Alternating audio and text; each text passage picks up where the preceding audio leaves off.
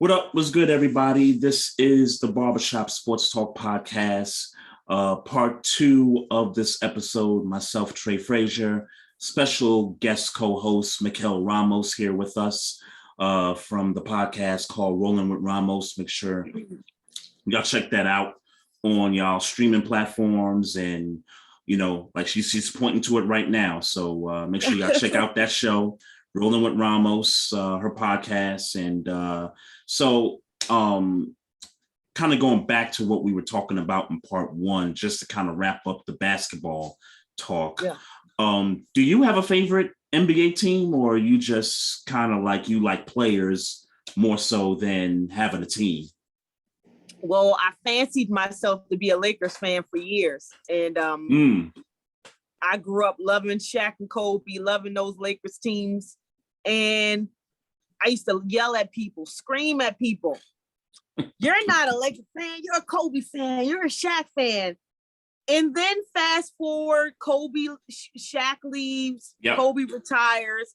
And God willing, because God rest his soul, we didn't know how important this would be now, but that All-Star break, we got that player spotlight with Shaq and Kobe, and they sat down and aired it all out. Yeah. And I'm watching the Kobe to Shaq in that Portland Trail Blazer game, and I'm just remembering sitting on the floor on the carpet in my mother's house, and her having to kick me out kick me out because I'm screaming. Being having to go to school the next morning, living on the East Coast and having to turn the TV down just to pretend like I can hear it because of the West Coast games. Right. And the nostalgia was just there for me. The Lakers get LeBron James. I felt like he was the only one that could really put on our jersey and bring it to some type of supremacy again. I know a lot of people would say Kawhi Leonard and all this and blah, blah, blah, blah. LeBron James, the king, had to come there. Mm-hmm. I support the Lakers. I wish them the best. Even Shaq said he don't watch them no more. My love left when them two left. Now I don't think when we all look at Lakers nostalgia. Oh man! So you just root for them when they good. That's what you're trying to tell me. You just root for them when they good. I don't even speak for them at all. Oh, okay. They just there. They're just there, huh? You don't even. I have a love for the Lakers. They'll always be in my heart, but you don't even claim the bubble chip, huh? If they ain't Kobe and Shaq, then it ain't gonna touch me no more. If they can't come back together, of course they can't. But yeah, that was it for me. And I've totally come to terms with the fact that this has happened to me. This is it. So when it comes for you with basketball, you're just kind of you're a fan of the sport more so than you do follow a particular team. And I'm talking today, today. I don't have a particular team. Now, if there's one guy that you'll have me looking like Michael Irvin going back and forth with Steve Smith Sr. and you got the veins popping out of me. Yeah. If there's players that will allow me to do that, I'm a big Carmelo fan. And John Morant is just everything to me right now. I think he's the future. Yeah. I love him going back and forth with Draymond right now. Yeah, that dude's a beast. Championship. Yeah, championship. Yeah, Ja is a dog. Ja Morant is a dog. I think once he learns how to use his teammates and get it together, because all that noise about they play better without him, no. Because there was points in that series that you clearly knew that they needed somebody like a superstar, and he took it over. They probably should have lost the Timberwolves series. They probably should have lost that series because Minnesota, for the most part, outplayed them. It's just that Minnesota couldn't close the deal when they needed to. They didn't have a job. So, I think John Morant is great. And that's where I'm at with it. But I love everybody. I love the league. But I'm not spending my money going to see nobody. I'm spending my money going to see the matchups, but I'm not spending no money and putting on a jersey and all that anymore. Okay. Yeah, well, as you can see, like I said in part one, I grew up a diehard Knicks fan, going back to the Patrick Ewing years and all the years we were competitive and made the playoffs. It was the more exciting times, being a basketball fan in the city. We couldn't get it done. You know, we had a chance in 94, we had a chance in 99. Well, I take that back. We really didn't have a shot in 99. We were just no, if Latrell Sprewell doesn't take that layup, there's a difference. I mean, we got gentlemen swept. Nobody liked that shot. We got gentlemen swept in that up one. Against Tim Duncan in the paint. Nobody liked that shot. Thought it was forced. Thought it was kind of there was a difference. But we couldn't beat them without Patrick though. We couldn't beat them without Ewing. I mean, Ewing, Starks, Larry Johnson, Mark Jackson, the silent assassin, the Splash Brothers. Before we had the Splash Brothers, got a shout out, my man. I'm looking right at him, light skinned brother. I'm looking at him. What, Hubert Davis? No. On the Knicks? It's on the tip of my tongue. Light skinned cat on the Knicks? Yeah. I used to call him the silent Houston. Allen Houston. Okay. Allen Yeah. Allen Houston. Yeah. Wanted him to beat up Alonzo Mourning and PB Brown. Yeah. What? Nothing made me feel more great than knocking the Heat out that year the way we did. Yeah. That was, I mean, even the team Carmelo had. I mean, y'all ran his wheels and still. Yeah, that was a fun time too. That was a fun time, you know, Linsanity, that whole thing, and you know, when Melo came back, you know, Linsanity wasn't Linsanity no more, and you know, that was cool, but you know, we had a lull, and now, you know, we had a bubble. We kind of had not a bubble playoff appearance, but the year after the bubble, you know, we kind of come out of nowhere, and RJ Barrett has stepped his game up last year, and I don't know what's wrong with Julius Randle these days. Derrick Rose. The league isn't good if the Knicks aren't participating. Of course.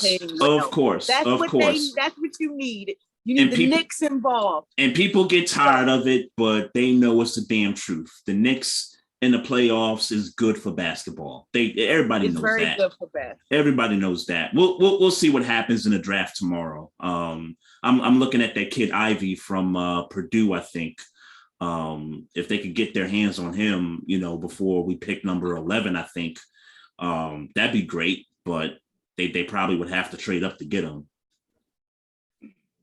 So I want to get to this tweet that you sent out back last month, back in May. So here's a tweet I got up from you. I give you a plug.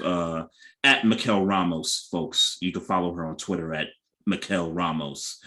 Jalen Rose is mad about Tom Brady getting $375 million to be an analyst, and Tom Brady getting that much is absurd. Jalen had to learn how to be on TV, and what can Tom do? Yet people like me went to actual school for this and know the game and can only pray to reach such heights. So that tweet started a conversation, and I think I gave you a little bit of feedback. You know, other folks did as well. But for the people that didn't see this tweet and the people who are listening right now, I want you to kind of expand on what you meant by that tweet and kind of give your overview of, you know, how people responded to it. First of all, it was an experience going viral like that. Once I said that, I worked part-time at a clothing store, and I couldn't and they had to tell me to put my phone down because my phone kept blowing and blowing and blowing. And I didn't think once I said that would happen. Yeah. Like it got to 100, they got to 200, they got to 300, got to 400. In some ways, it was a beautiful experience. Yep. And in other ways, you saw how nasty people can be. And, but in all retrospect, those that know me and those who appreciated me saying that gave me kudos for saying something that a lot of people wouldn't say. Yep. And using my voice. And I'm proud of that. And I said what I said, and I meant what I said. Listen, one, there's two disrespects in this country. The one disrespect is I know there's a lot of things you can do to be successful now. You can get a trade. You can get a CDL. There's so many ways to be successful in the United States of America. And one thing you do know is going to school puts a lot of us in debt. I'm in whole debt, but I love my degree. I appreciate my degree. And even if it doesn't mean anything in this country, especially in an industry where shaking somebody's hand, you might have what they need in the palm of your hands. You know, they may have what you need in the palm of their hands. It's about who you know, what you can do. But I will say this, I'm so proud of my broadcast journalism degree, and I'm so proud of my degree and going to an institution and having the experience to go to college and having the experience to go to an HBCU. I'm proud I did that for me. And so the total disrespect of people saying, you know, just because people went to school for something, they think they are entitled to something. Those were some of the comments that I saw. Right. 2, the disrespect for the broadcast journalism field in totality. So Mike Tirico's been in the business for years, but he doesn't deserve that money. You know what I'm saying? Mm-hmm. There's friends that I have that are in the trenches, whether it be through news, whether it be through sports, that been working at this for 5, 10, 15, 20 years, just trying to be a production assistant to get their foot in the door. And when you see certain money being thrown at athletes, it's gonna hurt. You know what I'm saying? A lot of people said, I've heard some people say, what makes you think we're gonna watch you and not Tom Brady? You gonna watch me. Why wouldn't you want to watch me? And you make your name, you know what I'm saying? Let's be real. I'm not oblivious. If Michael Jordan wanted to be on the inside, if Michael Jordan wanted to be on the NBA or NBC, they would have thrown the book at him. Yep. Let's be real. Mm-hmm. Insiders feel he's played the game. He knows X's and O's. He knows the ins and outs. He has total connections. But at the same time, what we see in a guy like Michael Jordan is that just because he's this big superstar and he was able to do what he was able to do on the court, that did not translate in the front office. Just because you're good in one thing does not mean you're good at the other. Tony Romo had totally changed the game, and who knew Tony Romo could speak like that? And he speaks like he has a couple of championships under his belt. Right. But who knew he knew the game and knew how to be a personality? Tom Brady, yes, he knows how to conduct an interview. Sometimes he don't even want to talk. But does that mean he can get in front of a camera and have the personality and have the gumption to do that? Gronkowski has all the personality in the world. He's retired again. He was not good on national television. Jason Witten was not good on national television. He went back to football. Right. Drew Brees. Drew Brees. Yes, Magic Johnson. You thought that he was going to be great. It did not translate. Shaq, love Charles Barkley. The TNT is amazing to watch. Shaq mumbled for years. Charles Barkley had to get in tune. They had to learn. Yep. Jalen Rose himself, they have this whole thing where they go and they teaching them how to be broadcasters. Yeah. Yeah. Whereas I know the game, others know the game, and we also know how to speak. We know how to keep personality. We know how to be on TV for 4 or 5 hours and say the same thing over and over and over, and I'm not boring you. Mm-hmm.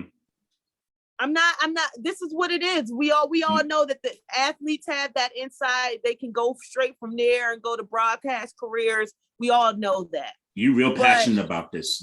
I could tell in your voice, you real passionate about, what you said and how you feel about this. I'm not oblivious. Some of the best that I watch, like I said, I love watching TNT. But at the same time, there's people out there that's just like me that's trying to get it in and been in these trenches. And 375 million, this man ain't even got off the football field yet. So they're all going, this is not like watching tape or what, this isn't the draft. Yeah, right. And it could go bad. It could, to your point, it could go bad for Tom Brady. Like once he steps off that field. And I don't want people to think that I want it to go bad. Right. However, if it does, I'm sitting there looking like I told you so. I'm going to retweet this, but at the same time, stumbling over words. By then, I'm pretty sure he'll be in good shape. I don't think he'll allow himself. People say, yeah, it's Tom Brady. Fine. He'll be fine. He's been a leader on the field. He's done this. He's done that. That don't mean he can do this. Mm-hmm.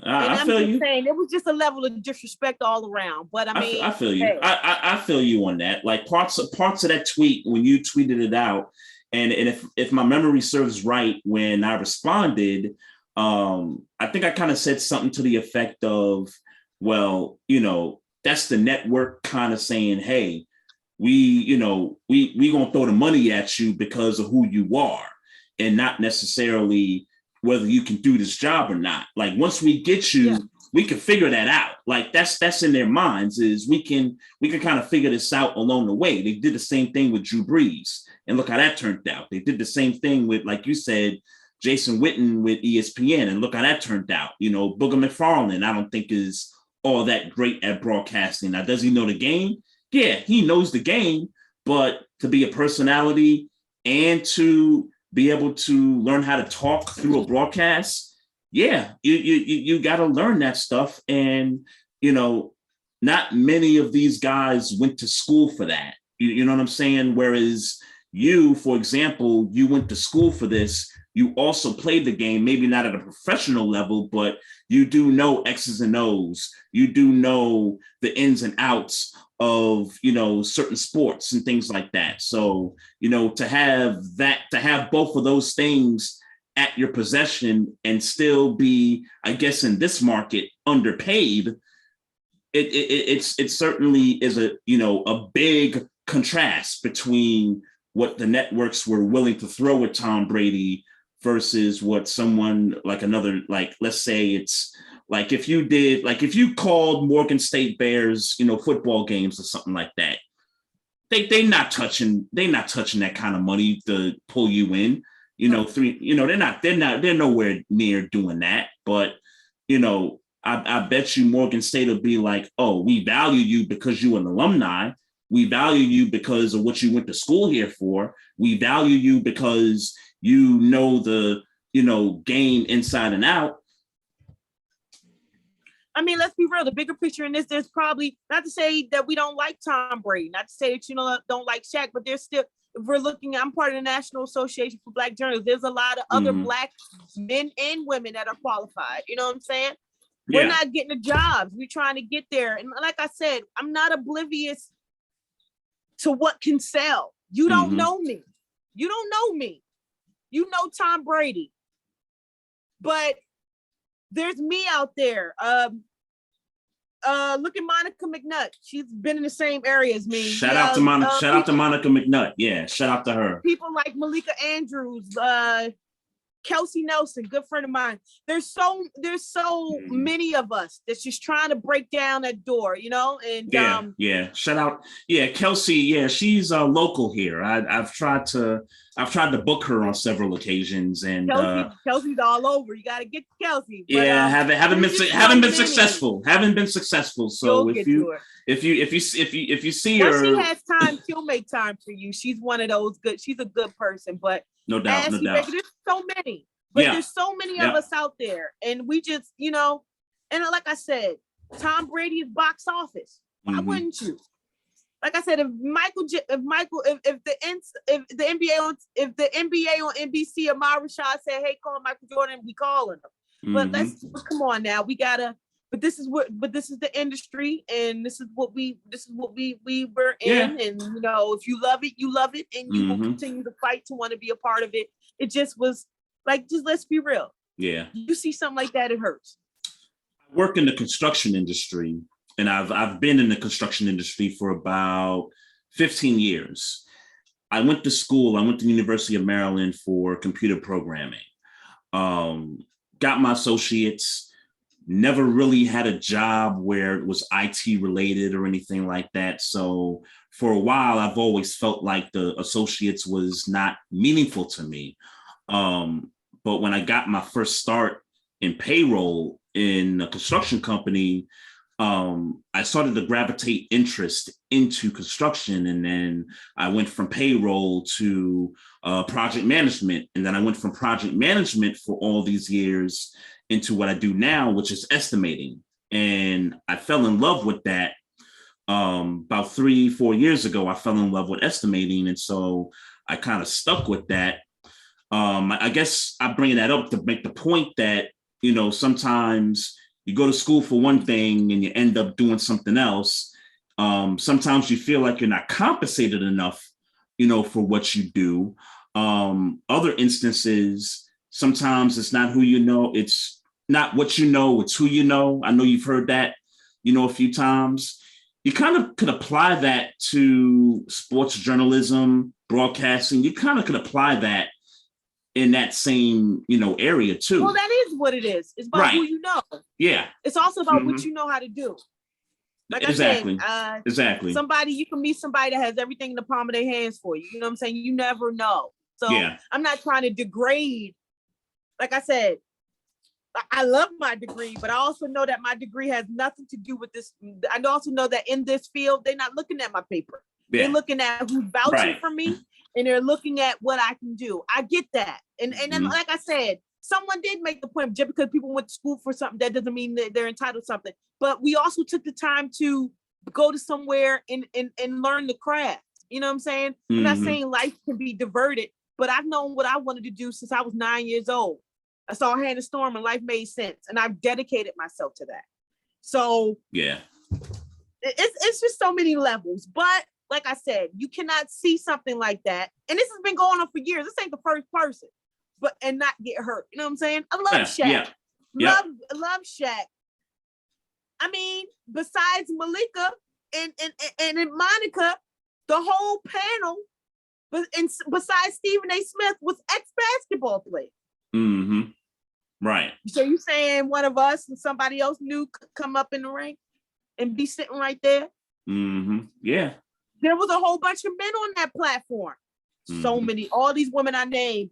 Hello, we standing here. Mm-hmm. It's time. And y'all doing the damn thing for certain. Y'all doing it on TV. You mentioned Monica McNutt, Roz Gold and Wude. I met her a few years ago. She's doing her thing on TV and radio and stuff, and she played the game. So, in addition to the broadcasting, she knows the sport. I'm just trying to think of a few others. Like you mentioned names here in the area. Janae Ogumike is doing well. I mean, she's an athlete, but still. Right. Right. Yeah. Absolutely. Yeah. I appreciate women. The great Doris Burke. Come on. I appreciate the women in sports doing their thing, the way they're doing it now. And it's beautiful to see more and more get those opportunities, even if it's at a local level of sports covering. Yeah, I agree. It's cool, but that tweet did set off, it set off some, an alarm, for some people, and it was an interesting topic. It was an experience. Yeah, and I thought I'd bring it up to you because it was definitely something that kind of it stuck with me. A lot of tweets don't gravitate to me or stick with me for a long time, but that particular one, when it first happened, when they announced that Brady was going to get the deal and stuff, and you tweeted that, I was like, yo, whenever I get her on, I got to bring this up. I really, because this was really like one that just kind of hit home for a few people. Not necessarily me hit home as far as like me doing sports podcasting or anything like that, but it was such a interesting topic because I think in all walks of life, no matter what occupation you have, even if it's not sports, if I mentioned the construction industry, which I'm in, it's prevalent in that industry. It's prevalent in all industries. I think this needs to be talked about more. Yeah. For certain. Yeah. Before this time runs out again, I want to, since you're a Washington Commanders fan, I just wanted to know. HTTC, baby. They might be the Virginia Commanders. Better watch out. Oh, come on. The Seminoles, whatever. Hey, I want to know, give me your top 5 Redskins of all time. And yes, I'm using the word Redskins. Well, I'm gonna go in my era a little bit. I'm gonna go from what I've seen. You know what I'm saying? Because I ain't even seen the glory years. I was 3 when last time they won a whole chip. But I'm mad I missed the Capitals parade because I just wanted to see how the hell it felt to be out there. To be a champion in DC, right? Yeah. Championship parade. I missed that. Yeah. But anyways, you got to go Doug Williams because it's Doug Williams and the history behind that. Black quarterback winning the Super Bowl. Yeah. Super Bowl. You gotta go there. Yep. Fred Smoot. Fred Smoot was wild. LeVar Arrington. Love me some LeVar Arrington, that inside linebacker position. Oh my God. Didn't do it. I remember he had a spot in Largo Town Center some years ago. Yeah. I remember that me and my homies used to go there a few times. Before they took it, tore it down, he had a restaurant there. Yep. Before they tore the sidebar, the side something.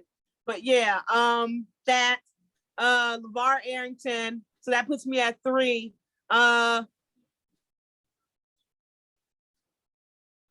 Green. I was gonna say you got to mention Darryl Green now. I got to give Clinton Portis the honorable mention. I wish he wasn't in the trouble he was in. Damn, what the hell? Yeah, that's crazy. That's Clinton crazy. Portis, and God rest his soul, because the God rest his soul, because you know where I'm going with this. Yep. Defenses have never been the same in the league. The only man that stood next to him, and if he was in the league, and it's unfortunate that neck injury did what it did to him, because he would have been able to change the game and the way they throw flags. Cam Chancellor, shout out to him. That's the only man that I know that can stand next to his man. God rest his soul. Yeah. Defenses have never been the same. Hell, secondary's been the same, haven't been the same. My man hit a punter in the Pro Bowl. Like, that's how serious he was. And it's supposed to be a charity game. Mm-hmm. So taken way too soon. Somebody put online a long time. Somebody put online a couple days ago. What ifs? So it's like, what if Derrick Rose wouldn't have gotten hurt? What if he would have rehabilitated himself, not in Miami? God rest his soul, Sean Taylor. There's no way. Rest in peace. Rest in peace to the legend. I want to say he's a legend. Oh man. Because that dude, I mean, you talk about laying some wood, like that dude. And he was coming off the bench from the U that had an Ed Reed on there. Yeah. Guys like that. Yeah. I mean, I remember, as a Ravens fan, I remember that season so well. That was one of our bad seasons. I think that was Billick's final year. And I remember right after Sean Taylor passed away, we were playing the Patriots. We were playing the undefeated Patriots on a Monday night game in Baltimore. And we had Willis McGahee on the team, who is a University of Miami alum, the U, Ed Reed, Ray Lewis, all 3 of those brothers, like they bought it. Like they bought it in that game that night.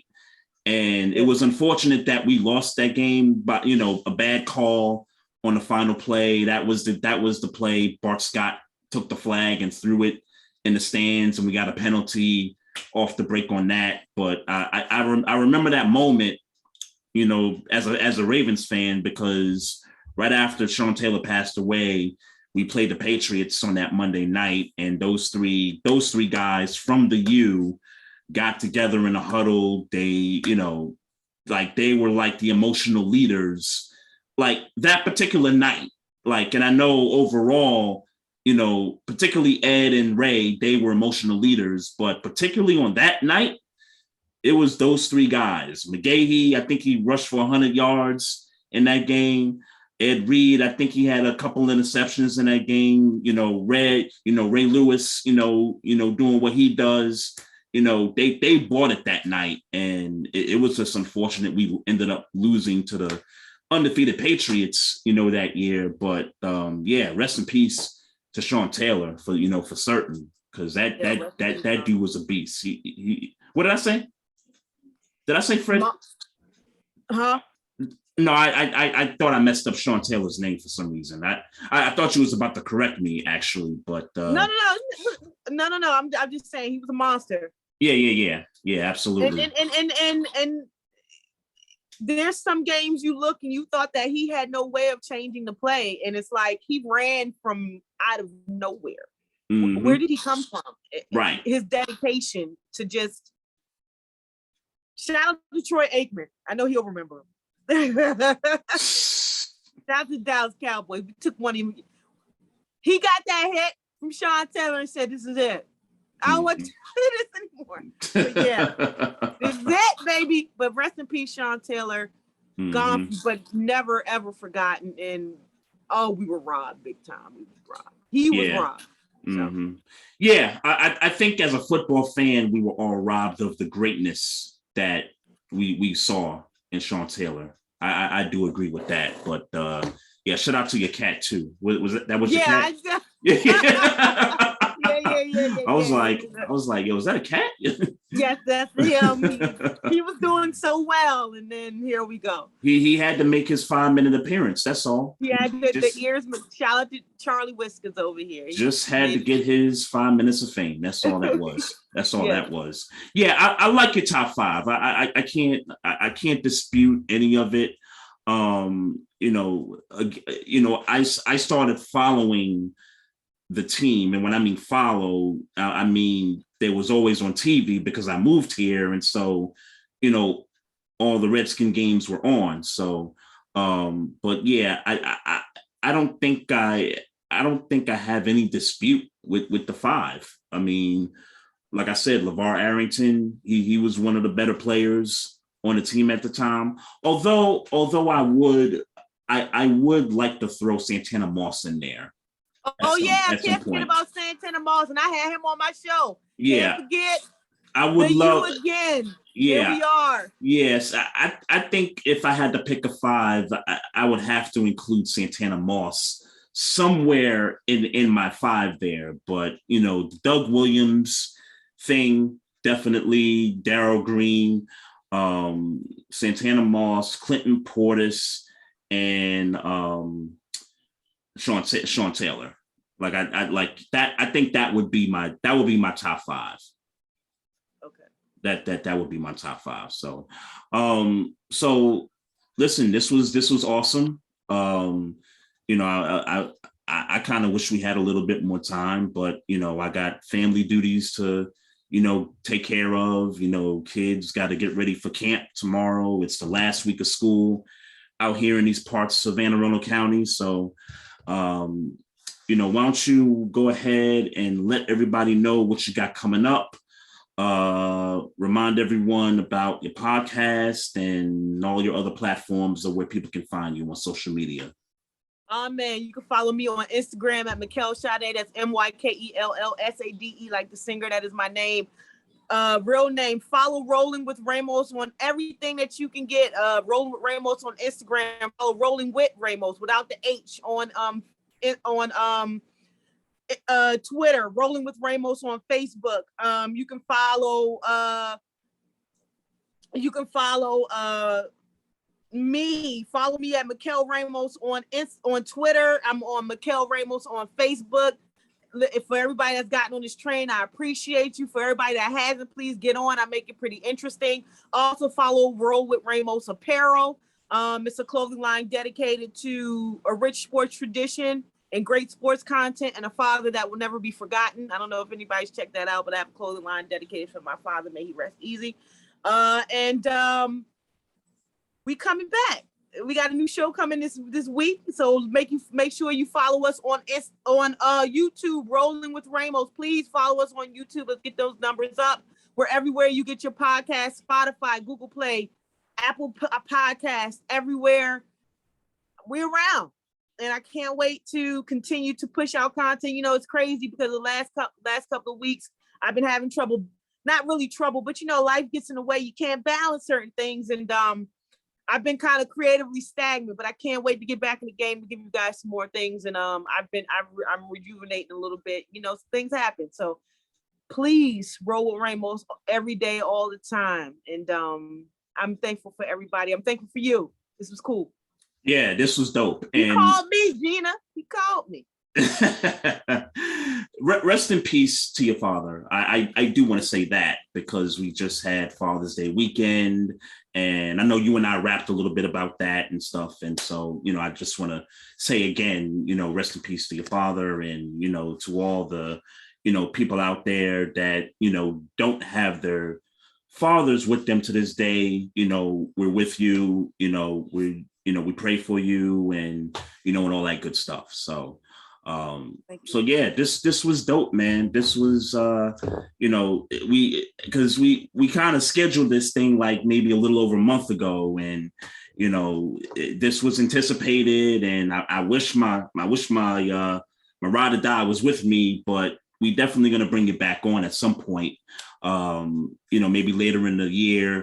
We'll definitely get into some football talk then, and hopefully my partner doesn't have any issues with its vehicle, so we'll be cool there. So again, thank you so much for hopping on a podcast with me, and best of luck to everything that you do with the podcast, with your sports coverage and all that good stuff. And I'll definitely be seeing you around on Twitter.